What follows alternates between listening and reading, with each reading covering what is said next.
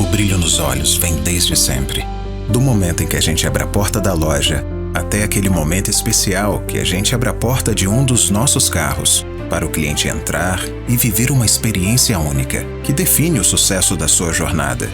Há 20 anos nós abrimos portas para a realização de sonhos, para a certeza de bons negócios e principalmente para o futuro.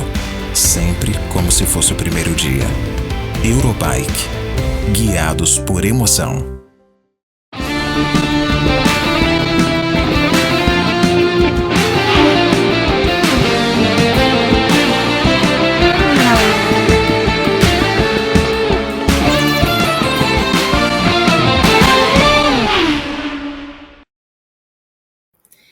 Você tava com a pulga atrás da orelha, né? Você tava achando que o Casey Stoner tinha razão, que a Ducati ia fazer de tudo para não permitir que o Martin fosse o campeão da temporada 2024 da MotoGP. Mas não foi isso que aconteceu, né? Ele foi lá, ganhou o título, fez história e tudo rolou na mais perfeita normalidade. Ô, Pedro Luiz Cuenca, conta pra mim, você tava esperando uma versão real, ou pelo menos uma edição 2024, daquilo que os italianos chamaram de biscoitone? Olá, Juliana, tudo bom? Olá a todos que estão nos acompanhando também. Um abraço para Carol, que está aqui nos bastidores. Não, eu não estava esperando. Peraí, deixa eu reformular. Eu não estava esperando. Ficou com a pulga atrás da orelha. Eu não estava esperando algo da Ducati, mas ali dos espanhóis fazerem uma coisinha ali, o Alex Espargaró, essas coisas. E teve, né? E teve, mas o Martin estava tão tranquilo que podiam fazer qualquer jogo de equipe, qualquer coisa para desestabilizar, que ele estava muito confortável, ele estava muito tranquilo. Então nem tinha muita preocupação, mas eu não estava temendo muito, não, eu acho. Eu estava temendo outra coisa, mas eu vou chegar mais para frente no programa e eu falo. Agora eu fiquei curiosa, caramba. Mas, né, o Stoner foi lá colocar aquela pulguinha atrás da orelha da gente, deixou todo mundo grudado. E eu acho que a própria MotoGP tava com um pouco dessa curiosidade, porque ela tava meio fifi no fim de semana, né? Ela não podia ver uma conversinha ali. Qualquer um que tava conversando, ela ia lá com a câmera em cima para ver o que tava rolando. Então, acho que até ela tava meio que alimentando a especulação, o boato, falando, gente, olha só, tem uma conversa ali, vamos lá ver o que é. Mas as coisas correram muito bem, obrigada. A gente teve uma temporada que foi bastante pegada entre esses dois pilotos, mas que ficou muito, muito marcada, não só pela proximidade entre eles, mas também pelos muitos erros que o Pecco cometeu, especialmente nas sprints, né? Ele fechou o ano aí com 8 abandonos. Você acha que esses erros foram o fator decisivo desse campeonato? Não. Agora eu vou polemizar. Não. Eu falei, inclusive, para o nosso colega Guilherme Blois no domingo, que tinha toda uma discussão nas redes sociais do Pecco merecer mais do que o Martin por ter vencido mais. E eu acho que não. Acho que o Martin mereceu mais porque terminou mais corridas. E acho que um campeonato é assim mesmo. Você tem que terminar mais corridas, garantir o máximo de pontos, não interessa se você vence mais ou não. Mas eu diria que o Pecco, todas as vezes que ele errou, ele compensou logo na sequência. Então, ele cai... ele vai mal no Qatar, por exemplo. Ele não chega a cair no Qatar, recupera na corrida. Depois ele cai em Jerez, na sprint, recupera na corrida principal. O mesmo aconteceu em outros... Na Malásia, por exemplo. Em outras etapas. As duas únicas vezes que o Pecco não conseguiu recuperar de imediato as falhas dele, os erros dele, foram por coisas que envolveram um segundo piloto, que ele não teve culpa, ao meu ver. No caso, com o Marc Marquez, em Portimão, e ali eu acho incidente de corrida. Ninguém é culpado ou os dois são culpados, mas não é um culpado Pecco ou culpado Marc Marquez. Ali acontece, lance de corrida. E com o Alex Marques em Aragão, que eu acho que ali define o campeonato. Ali tira uma quantidade de pontos do Pecco que ele não estava esperando, que ele já tinha ido mal na sprint, estava sofrendo na corrida principal, mas conseguindo se recuperar aos poucos. E o Alex Marques, que é, sei lá, um dos 5 piores pilotos desse grid, eu tenho um ranço desse cidadão, fraco, estragou corrida de metade do grid esse ano, ele foi lá e acertou o Pecco numa manobra esdrúxula, ao meu ver, uma manobra completamente sem noção. E ali foi um ponto decisivo. Então, todas as vezes que o Pecco errou sozinho, ele conseguiu se recuperar. Mas quando envolveu um segundo piloto ali, acho que essas que envolvem um segundo piloto fazem a diferença. Em Jerez também ele não tem culpa no acidente. Ele é um que toca no outro, no Bezzecchi, o Bezzecchi toca nele. É toda uma salada ali. São as vezes que não vi o Pecco tão culpado. Óbvio, você ficar 8 vezes sem pontuar é muita coisa num campeonato. É muita coisa para você sonhar com um título.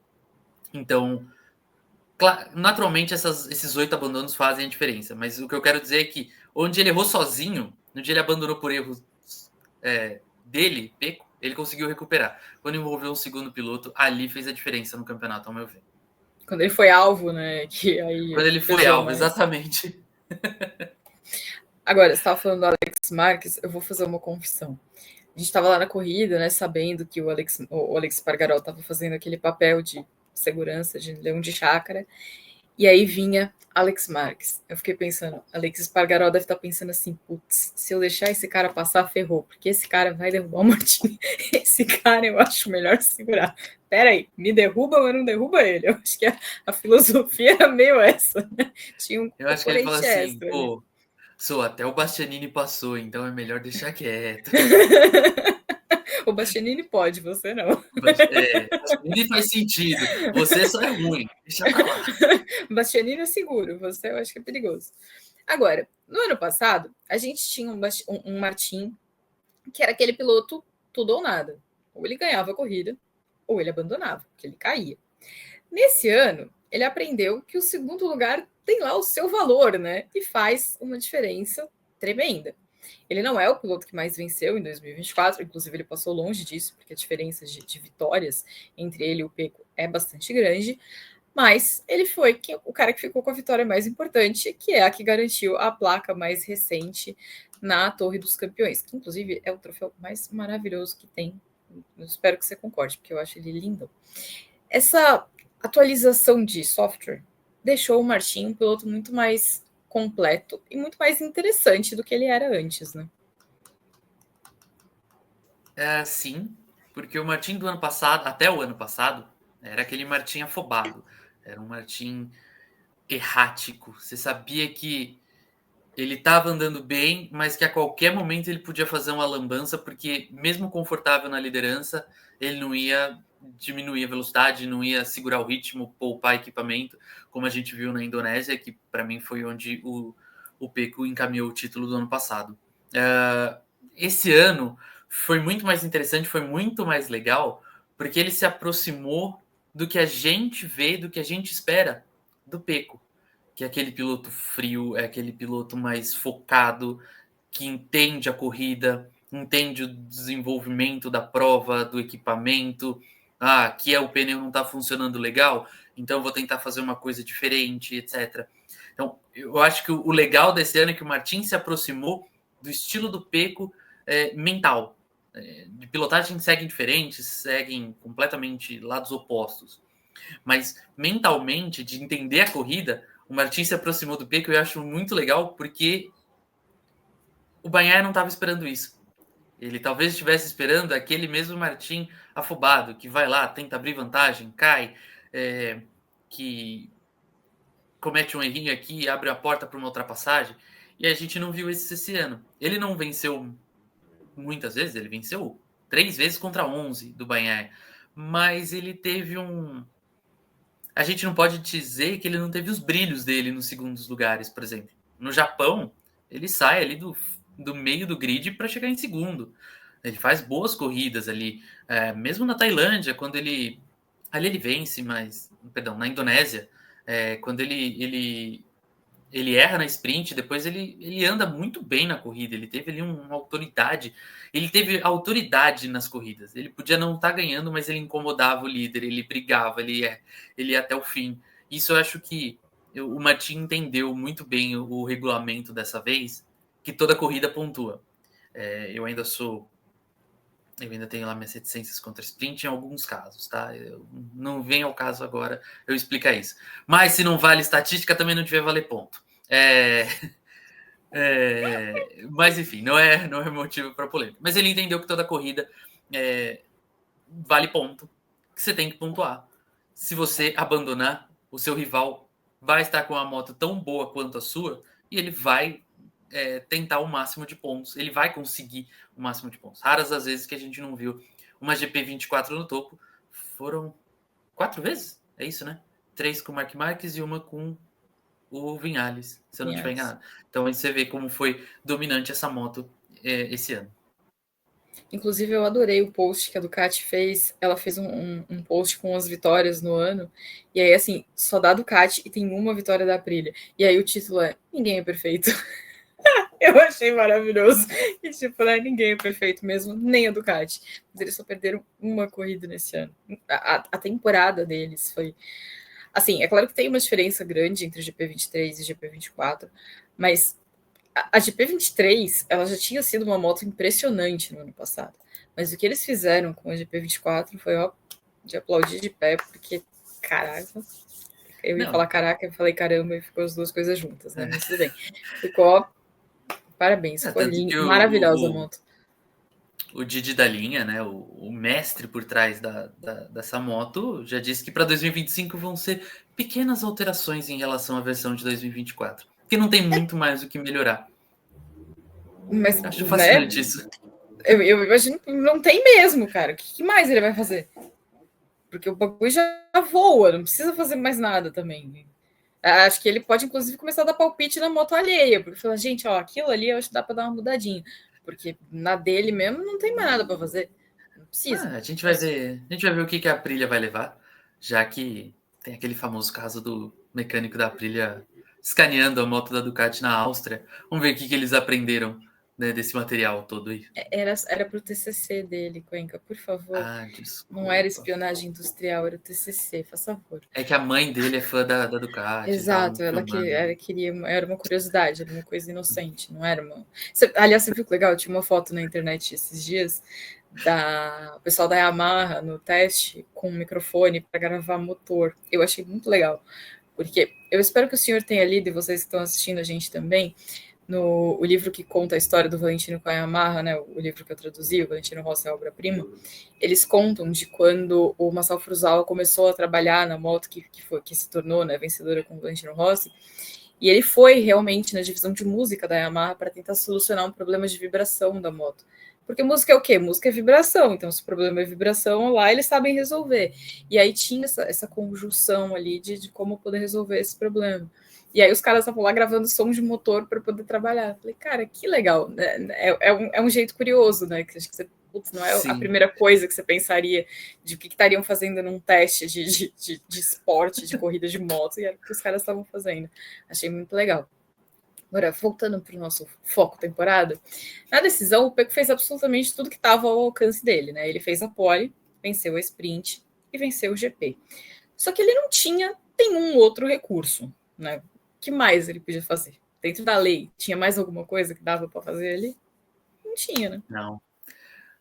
Tudo que o Pecco podia fazer, ele fez. E ele fez muito bem. Ele andou bem já nos treinos de sexta, fez a pole ali, batendo o próprio tempo diversas vezes.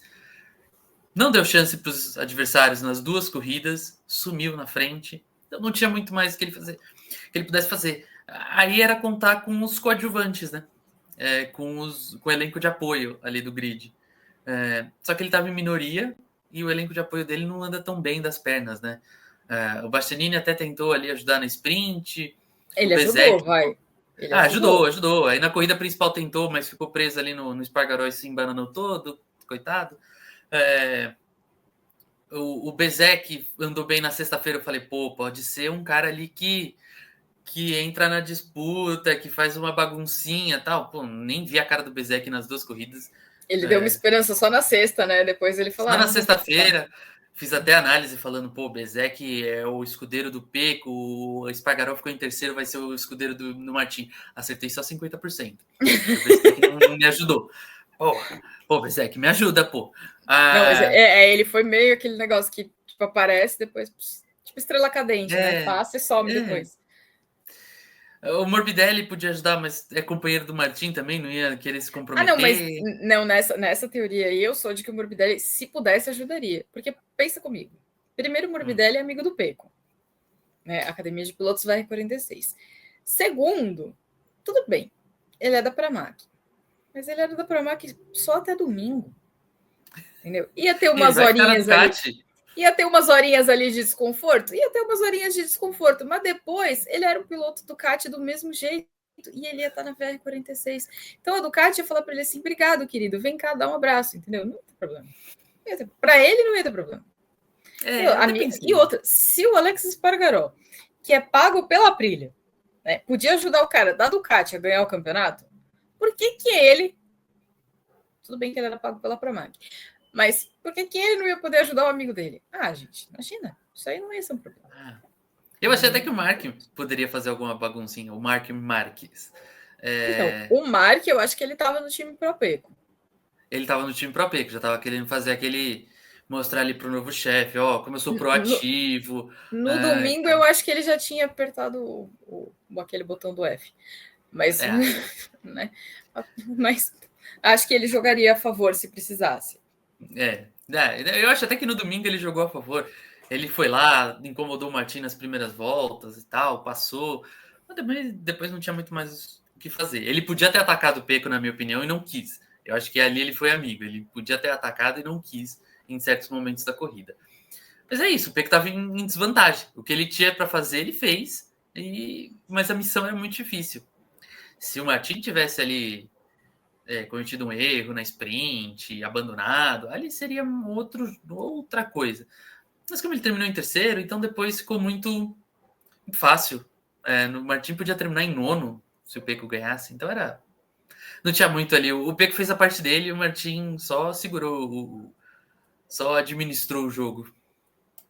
E ele fez a parte dele muito bem, né? Eu acho que a gente chegou a comentar que eu, pelo menos, fui para essa corrida com a certeza de que o Peco faria pole e venceria as duas provas, porque eu acho que tem uma coisa que a gente viu ao longo da temporada e talvez ao longo da carreira do Peco nos últimos anos, é que uma coisa que ele sabe fazer é ser determinado. Na hora que ele mete uma coisa na cabeça, ele vai lá e faz. O campeonato estava realmente muito distante para ele, mas vencer corrida ele podia vencer, fazer pole ele podia fazer. Então ele foi e efetivamente entregou aquilo que estava ao alcance dele. O campeonato tinha ficado muito distante e não dava realmente. Agora, uma das coisas que mais me impressionou, e não só a mim, porque tem sido um assunto frequente por aí, tem até um vídeo muito legal nas redes da MotoGP, do Máximo Rivola, correndo atrás do Peco no teste para poder falar isso para ele, foi a maneira elegante como o Peco perdeu esse campeonato. Porque ele reconheceu a parcela dele de responsabilidade, né, na derrota, a superioridade do Martin, ele reconheceu onde estava o mérito do Martin, aplaudiu a vitória do adversário, né? Eu acho que uma das imagens mais legais foi ele ali no pódio, no momento em que estava para o Martin fazer as fotos ali de campeão. Ele não precisava mais estar lá, ele já tinha cumprido a obrigação dele, ele já tinha feito o pódio, já tinha feito a foto, ele simplesmente podia ter ido embora. E ele ficou ali no cantinho assistindo o Martin celebrar. O Peco saiu maior dessa disputa, né? Eu acho que talvez quanto pessoa, mas acho que o campeão, a representação de um campeão saiu maior, né? Saiu maior.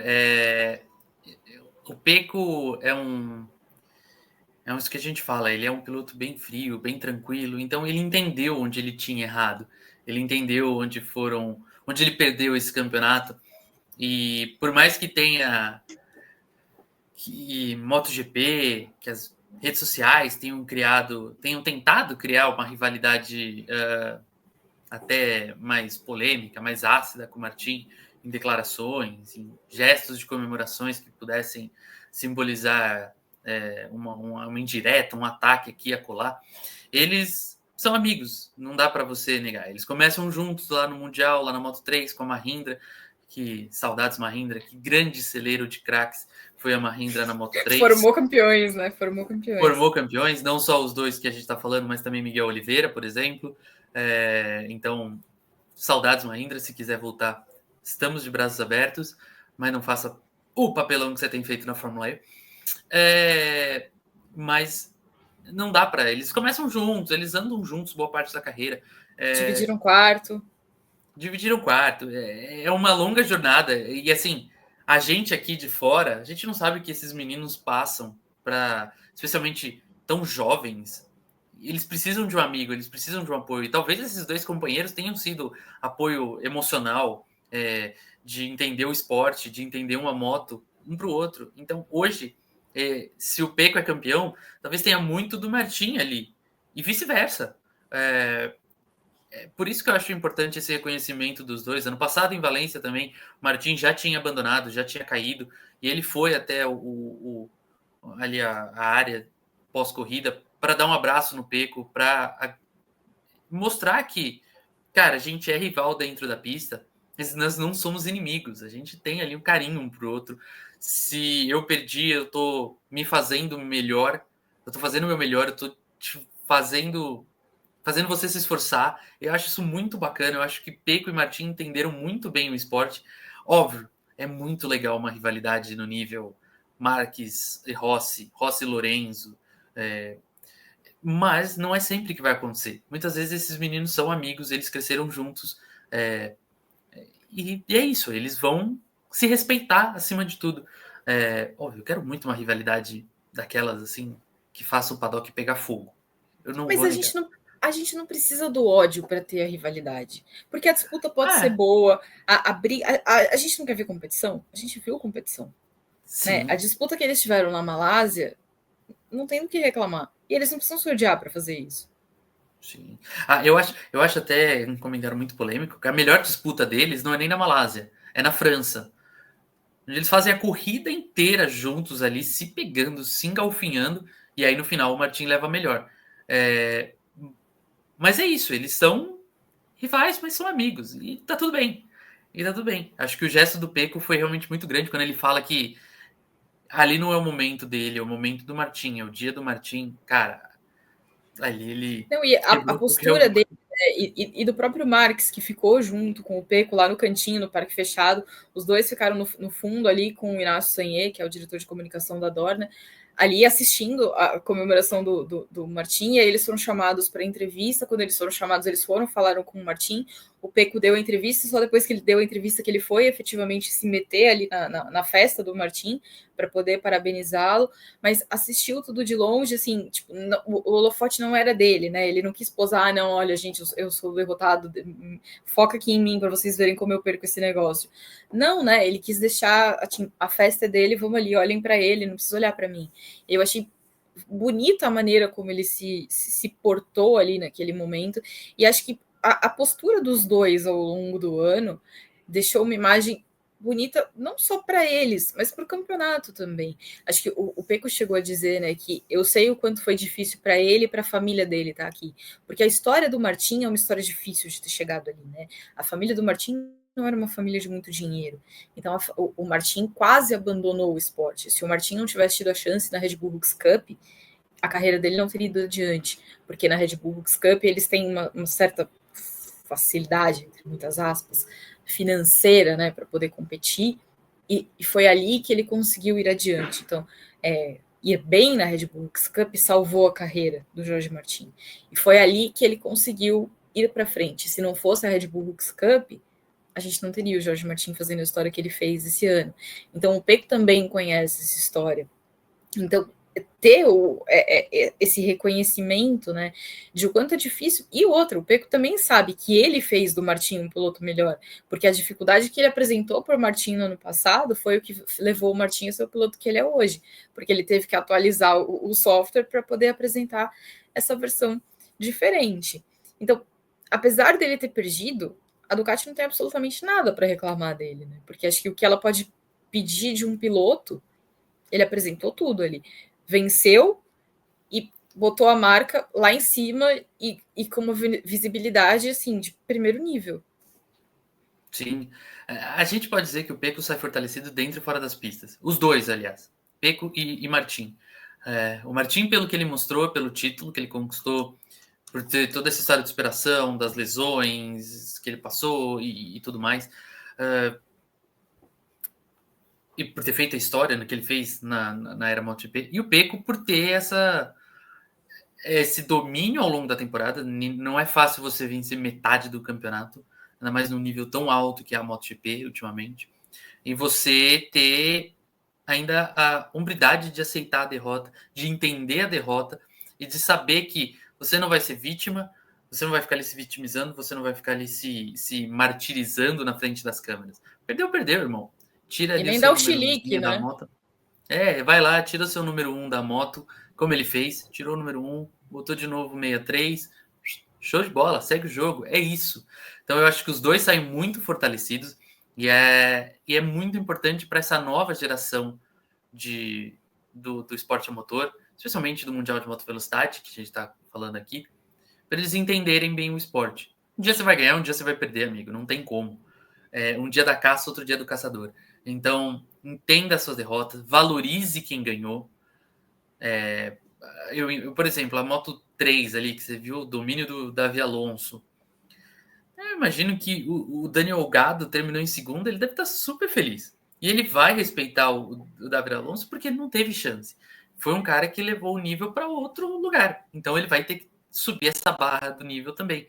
E por aí vai. Então, acho que Pecco e Martin fizeram muito bonito. E eu fiquei realmente bem orgulhoso da minha motoquinha nesse fim de semana por causa disso também. Remy Gardner e Raul Fernandes, né? Que o Raul perdeu por 5 pontos e saiu falando que o campeonato tinha que ser dele, né? Mas não foi lá e conquistou, né, querido? É que olha a disputa que a gente tá falando. Raul Fernandes e Remy Gardner. Não, nossa. Mas fica a lição, né, querido? Tu perdeu e não aceitou, entendeu? Ficou lá choramingando. Então, tá aí a lição para se comportar aqui. Por isso que são dois. Por isso são dois o que hoje na fila do pão? O Raul é o piloto mais experiente em termos de Aprilia, no clã Aprilia no momento. Mas vamos ignorar isso daí. Olhando para a Ducati, foi uma vitória da construtora, afinal, Martin venceu montado no Montesmo Sedit, mas foi uma derrota enquanto time de fábrica, já que o título veio das mãos da Pramac. Agora, se a gente pensar na marca como um todo, na imagem da marca, para mim foi um ganho tremendo. Por quê? Mais uma vez, ela testou a qualidade da moto, que não teve para ninguém, né? A Aprilia, coitada, venceu uma corrida e ninguém mais venceu nada. Mas também ficou demonstrado que é uma marca leal que honra os compromissos dela, porque ela prometeu igualdade para a parceira e ela entregou isso até o fim, mesmo com um divórcio aí em curso, né? Porque no dia seguinte ninguém era mais parceiro. Ela prometeu que a Pramac teria condições de brigar pelo campeonato. E ela não tirou isso da Pramac em momento nenhum, mesmo que o ônus para ela fosse perder o número 1. A Ducati também sai maior dessa campanha de 2024. Sai bem grande. E acho que para a Ducati não faria muito sentido prejudicar o Martin, porque aí você correria um risco ainda maior de se queimar no esporte. De falar, pô, meu cara perdeu para um que a gente nem estava ajudando, para um piloto que a gente nem estava ajudando, que a gente nem estava dando equipamento direito. Então, fez bem a Ducati, porque quando você entrar nos livros de história, no Google, naquele site de busca, vai estar lá que o Martin foi campeão com uma Ducati. Então, isso ninguém vai pagar. Ah, mas o número 1 esteve na Aprilia. Irmão, ele ganhou com a Ducati. Isso que importa. Então, a Ducati realmente sai maior. O domínio que a gente viu da Ducati esse ano foi impressionante. Realmente a gente assistia as corridas para ver quem ganharia entre os três ali, entre Pecco, Martin e Marc Marquez, porque o domínio foi impressionante. Eu acho que se a final fosse em Valência, talvez teria uma gracinha de algum outro piloto, para ser bem sincero, de alguma outra montadora. Mas eu acho que eu não lembro de ter visto um domínio tão grande de uma montadora no Mundial. Acho que desde aquela época da Honda, de Mick Durham, Crivillier, tio Ohada ainda, né? Se eu não estiver enganado. Faz tempo, é velho isso aí. É na época que a Honda era boa. Faz tempo. Faz tempo. Deixa pra lá. Acho que desde aquela época que eu não vejo um domínio tão grande de uma montadora e eu vejo muita gente se preocupar com isso, que, meu Deus, a Ducati está estragando o esporte com esse domínio. Nananã. Gente, a MotoGP já se reinventou diversas vezes, o Mundial de Moto Velocidade já se reinventou diversas vezes, inclusive depois desse domínio da Honda. A gente viu a Yamaha crescer, a gente viu a Ducati crescer, a gente viu a Suzuki ser campeã mundial. Obrigado, João Mir. Então, é isso. O esporte vai seguir forte, vai seguir interessante, vai seguir emocionante, apesar do domínio da Ducati. Faz parte. Hoje eles foram os que melhor entenderam o esporte, o regulamento, as brechas e tudo mais, e como construir uma moto vencedora. Você vai tirar isso deles por birra, porque eu gosto muito mais do Brad Binder, eu quero que a KTM seja campeã? Não, eu também gosto do Binder, mas calma aí, não é bem assim.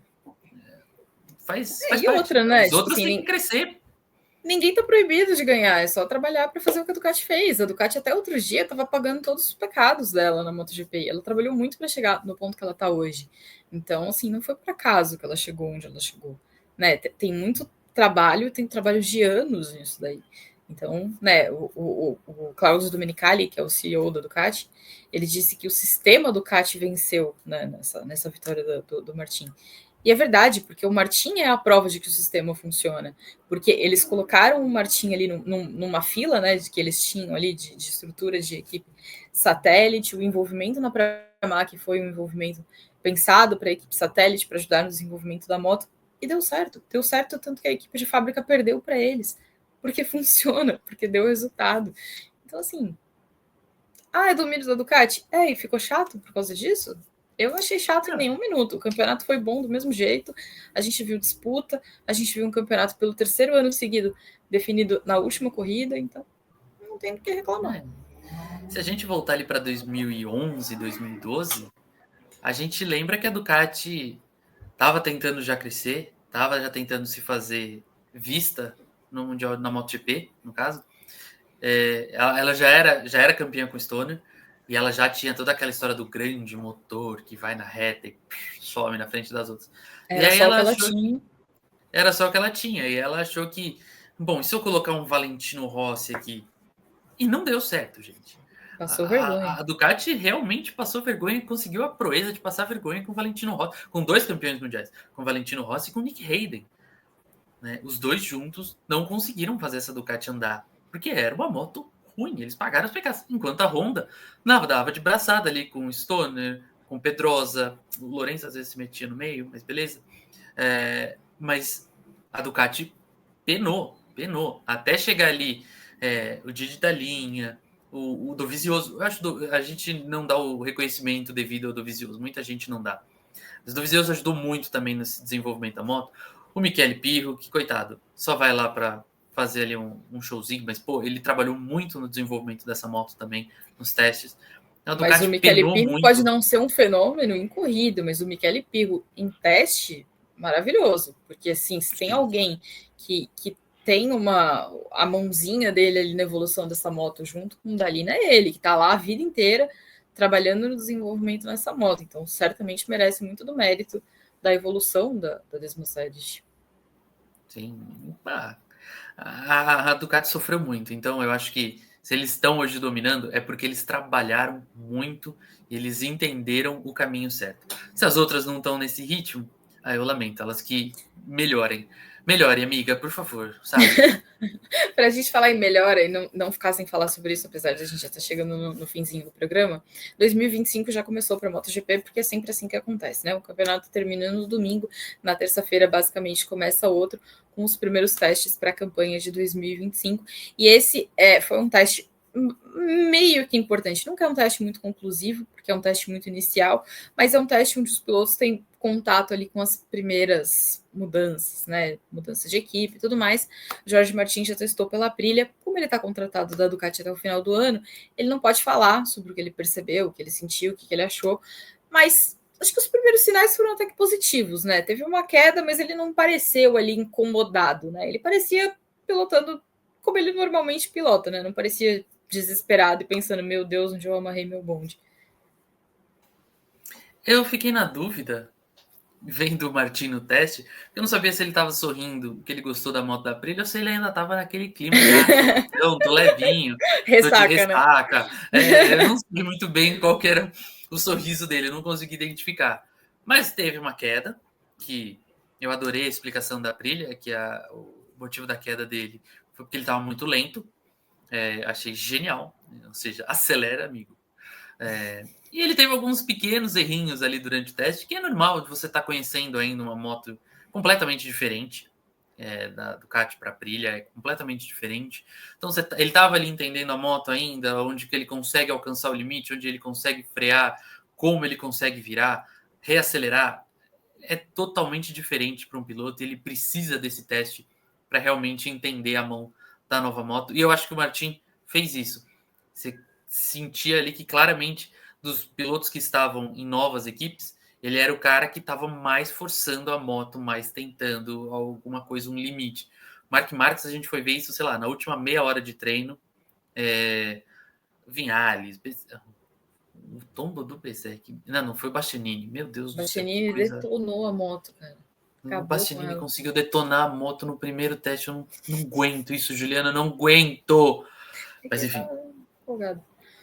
Agora, tinha uma certa expectativa por Mark Marques. Eu, particularmente, eu não vejo muito motivo para ter uma grande expectativa, porque a grande mudança ali era a cor, né? Porque ele já era um piloto Ducati, a gente tinha mais motivo para ter expectativa em relação a ele no ano passado. Agora, na cor, a gente já brincou sobre isso essa semana. O garoto caprichou, né? Mandaram para ele o briefing que era para ir de vermelho, o menino fez cosplay de extintor de incêndio. Ficou bonito. Aquela motoca toda vermelha ali, ficou bonito. É difícil a gente chegar ao número? É difícil. É difícil ver qualquer outra coisa? Porque era tudo muito vermelho.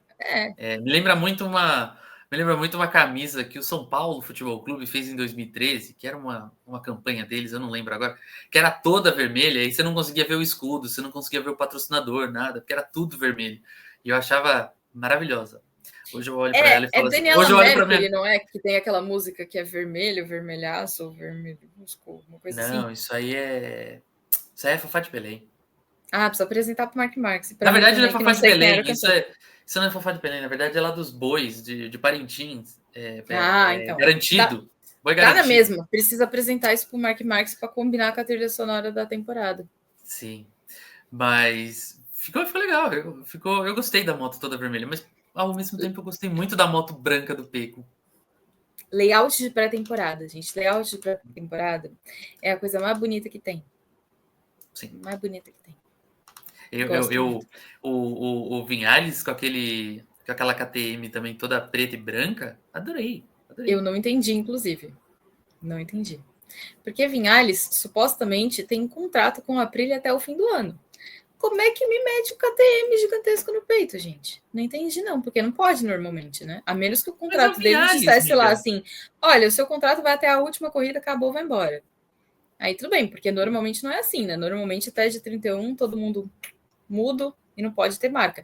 Tanto que muita gente estava comentando: o Mark Marques, olha só, não tem o patrocinador de energético, porque o da Ducati é diferente, não tem foto dele no site do energético, porque tudo é diferente nessa época. E aí o Vinhales está lá, achei esquisito. Mas tudo bem. Agora me conta aí, em termos de performance, teve alguma equipe que chamou sua atenção positiva ou negativa? Eu já antecipo que a Honda me decepcionou, porque Honda, lanterna na classificação do Mundial de Construtores, precisava ter feito alguma coisa e me aparece no teste de Barcelona sem nada para testar. Mas eu não achei a Honda tão ruim no teste. Eles até conseguiram um desempenho decente.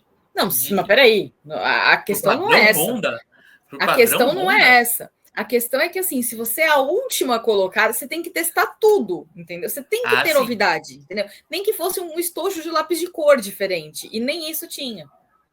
Mas o grande teste da Honda em Barcelona foi colocar o Alex Espargaró na pista. Esse era o teste. Era colocar o novo piloto lá para acelerar. E aí, o que ele falar, eles vão mudar depois. É isso. Mesmo assim, esse foi o teste da Honda. Não tem tanto tempo assim. Tinha que ter novidade. Inovadora. É disruptiva. Você que não entendeu. Seu mindset não está encaixado, Juliana. Mas eu gostei. Eu não trabalho com coaches. Perdão. Óbvio, falar da Ducati é chovendo molhado. Falar da equipe de fábrica da Ducati. A terceira moto oficial, a GP25, é do Fábio Di Giannantonio, que está machucado. Então, não deu para a gente entender onde que essa GP25 vai se encaixar em relação à GP24. Mas eu gostei muito da Yamaha. Eu acho que Fábio Quartararo andou muito bem. Não só ele fez uma volta rápida boa, mas o ritmo dele era muito bom. Ele era constante no ritmo. E o Alex Rins conseguiu finalmente se fazer presente ali no top 10 e ser notado. Porque realmente o Rins passou quase que batido por essa temporada. A gente quase não falou dele. Foi nível Augusto Fernandes, assim. A gente quase não lembrou do Rins. Mas eu gostei da Yamaha. Eu acho que eles entenderam que eles precisam mudar a moto, que eles precisavam repaginar tudo, que precisava ter um apoio ali dos pilotos. Agora eles têm 4 motos no grid com apoio da Pramac, então vai dar para testar mais coisa, vai dar para ter mais opinião ali, mais gente dando pitaco na moto, na evolução e tudo mais. Então estou bem confiante para a Yamaha em 2025. Por favor, não quebrem minha cara. Bem confiante. E eu torço por uma Yamaha melhor, porque eu acho o Fábio Quartararo um dos melhores pilotos do grid e ele tá ali, tem um potencial desperdiçado com a Yamaha nesses últimos 2 anos, então ele precisa realmente ter um reencontro com os bons resultados. Concordo. Acho que a Yamaha foi bem e acho que a Yamaha tem trabalhado muito bem para voltar a ser o que a gente sabe que a Yamaha pode ser. Então, acho também que não vai demorar. Espero que em 2025 ela já consiga efetivamente, se não der para brigar pelo campeonato, mas pelo menos por ser uma participante mais ativa ali na briga pelo pódio. Agora, teve uma última coisinha no Grande Prêmio ali, Solidário de Barcelona, que chamou muita atenção, mas a gente não vai entrar nesse assunto hoje por falta de tempo, mas vou deixar aqui a promessa que a gente vai falar no próximo programa sobre Diogo Moreira. Porque Diogo Moreira, gente, fez a minha manobra favorita de toda a história da MotoGP é a que decidiu o Grande Prêmio de Barcelona de 2009 entre Valentino Rossi e Jorge Lorenzo, porque aquela corrida foi maravilhosa e Diogo Moreira fez nada mais, nada menos do que isso para bater o Ayogura e garantir o primeiro pódio dele na Moto2. Então a gente vai falar sobre isso. A gente vai falar também sobre o fato dele ter sido o piloto mais cheiroso da festa de premiação da Federação Internacional, porque a gente não vai esquecer isso tão fácil. O repórter contou pra gente lá, contou para todo mundo, inclusive. Então a gente vai falar sobre isso no próximo programa, certo? Certo. E só para fechar aqui, uma coisa que eu puxei lá do início, que eu não tava com medo do biscoito na corrida, mas eu tava com medo, muito medo, porque a gente sabe que corrida de moto é muito imprevisível. Eu tava com muito medo do Martin ficar emocionado e escorregar, cair no final, assim, nas últimas voltas, porque, sei lá, já tinha começado a chorar dentro da moto. Eu fiquei com muito esse medo, eu admito.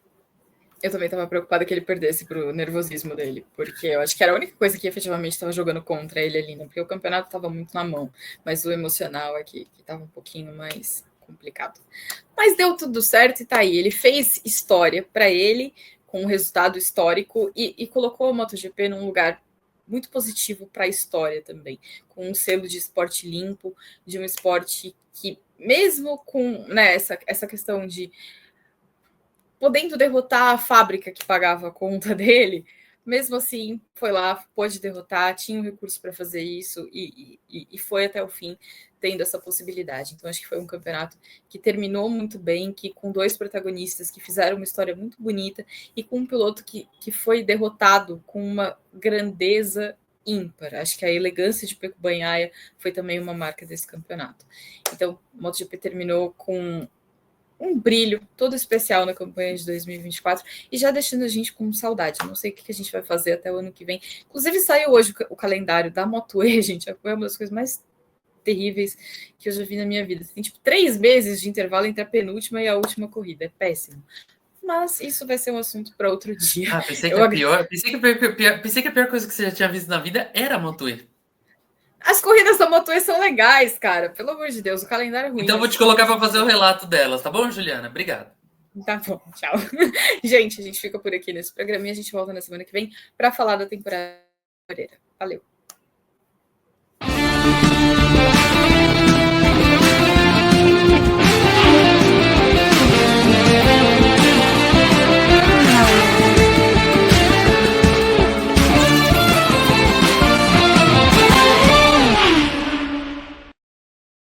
O brilho nos olhos vem desde sempre. Do momento em que a gente abre a porta da loja, até aquele momento especial que a gente abre a porta de um dos nossos carros, para o cliente entrar e viver uma experiência única, que define o sucesso da sua jornada. Há 20 anos nós abrimos portas para a realização de sonhos, para a certeza de bons negócios e principalmente para o futuro. Sempre como se fosse o primeiro dia. Eurobike. Guiados por emoção.